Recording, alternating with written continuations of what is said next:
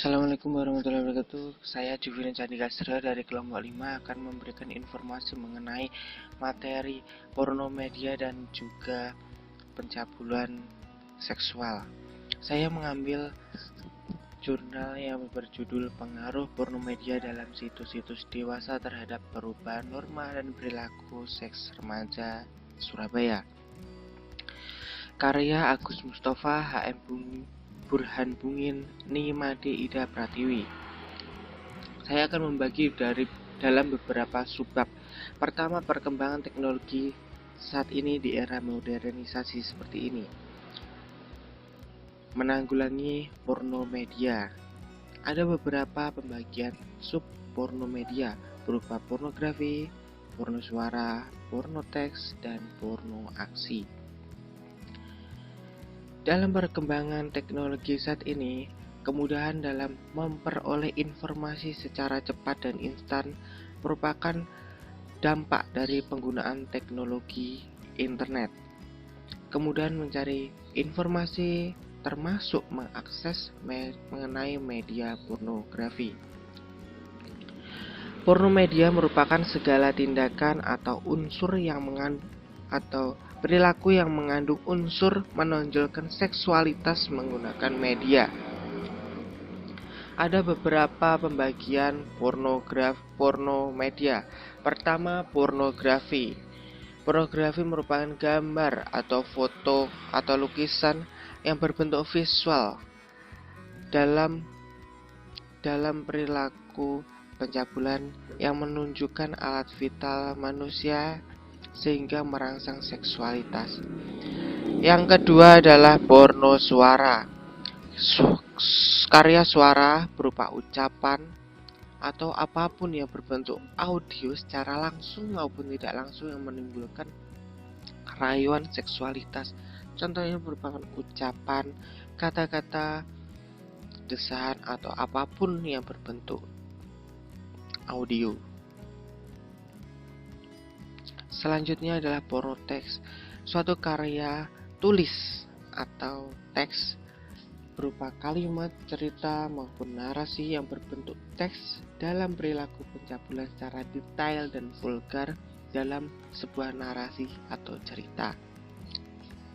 Porno aksi merupakan penggabungan dari penggambaran dan juga suara yang digabungkan dalam berbentuk audio dalam perilaku pencabulan yang memberikan rangsangan atau menonjolkan alat vital manusia secara jelas dan vulgar. Selanjutnya, untuk mengurangi atau menanggulangi porno media di kalangan remaja, diperlukan peran orang tua, peran pemerintah, dan juga pendidikan seks dan serta menanamkan nilai-nilai keagamaan pada remaja di era modern saat ini. Remaja diberikan pemahaman mengenai seks dan pergaulan dengan lawan jenis, juga dengan mengawasi penggunaan media internet oleh orang tua. Selain itu, pemerintah juga membatasi situs-situs remaja, situs porno media, sehingga remaja tidak untuk mengakses berbagai situs internet yang mengandung unsur porno media. Selanjutnya, materi akan disampaikan oleh teman-teman saya. Sekian dari jurnal yang berjudul Pengaruh Porno Media dalam Situs-situs Dewasa Terhadap Perubahan Norma dan Perilaku Seks Remaja Surabaya ini menjelaskan tentang pengaruh porno media di kalangan remaja. Nah, media massa memiliki peranan yang cukup besar dalam menyebarkan informasi. Pornografi termasuk salah satu di antaranya. Dalam konteks media massa, pornografi, porno teks, porno suara, dan porno aksi menjadi bagian-bagian yang saling berhubungan sesuai dengan karakter media yang menyiarkan porno itu.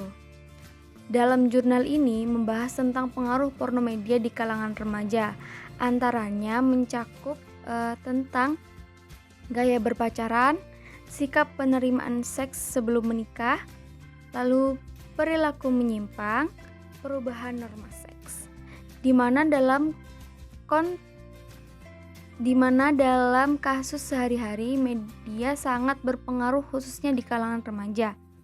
Dengan adanya porno media ini ditakutkan akan mempengaruhi gaya pacaran para remaja dan perubahan norma seks setelah mereka melihat situs-situs dewasa di dalam internet.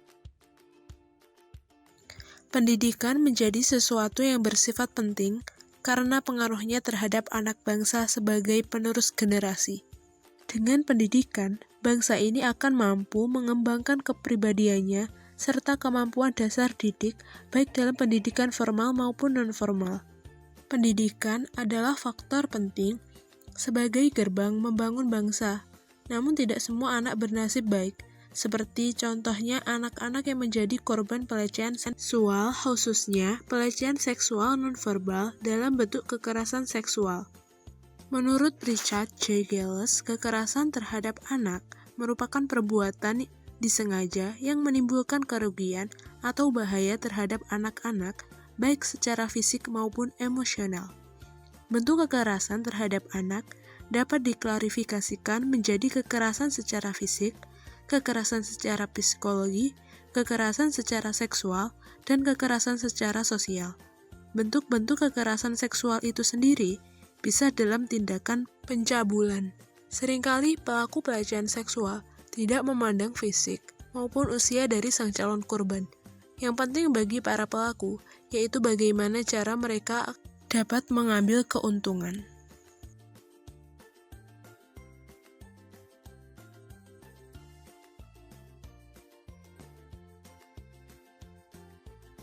Konsep pelecehan seksual. Pelecehan seksual adalah tindakan yang berkonotasi seksual yang tidak diinginkan yang dilakukan seseorang atau sekelompok orang terhadap orang lain atau kelompok lain. Pelecehan seksual dibagi menjadi dua. Satu, familial abuse, yaitu pelecehan seksual di mana antara korban dan pelaku masih dalam hubungan darah atau lingkup keluarga. Yang kedua, extrafamilial abuse. Ialah pelecehan seksual yang dilakukan bukan dalam lingkup keluarga, melainkan dalam lingkup umum, seperti sekolah, penitipan anak, tempat bermain, dan sebagainya. Dampak pelecehan seksual bagi korban. 1. Dampak fisik. Bisa berupa robeknya selaput darah, hamil, luka fisik, luka lebam, tertular penyakit reproduksi. 2. Dampak psikologis. Antara lain timbulnya ketakutan, trauma, tidak percaya diri, susah makan dan tidur, sering mimpi buruk, stres, bahkan depresi. 3. Dampak sosial. Seperti menjadi pribadi yang tertutup dan tidak mau bersosialisasi dengan lingkungan sekitar.